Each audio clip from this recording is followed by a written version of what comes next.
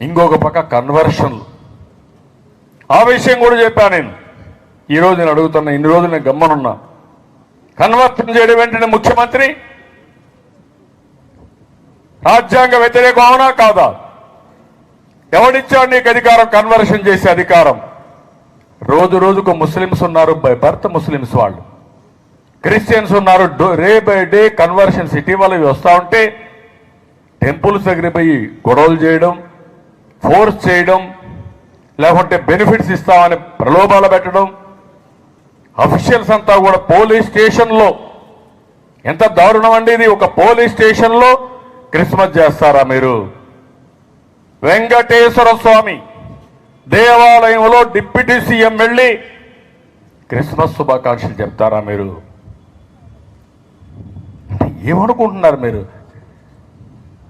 ఒక క్రిస్టియన్స్కే మనోభావాలు ఉంటాయా? హిందువులకి ముస్లింలకు మనోభావాలు లేవు? దీనికి సమాధానం ఏంటి? అంతర్వేదిలో చెప్పారు, మేము సిబిఐ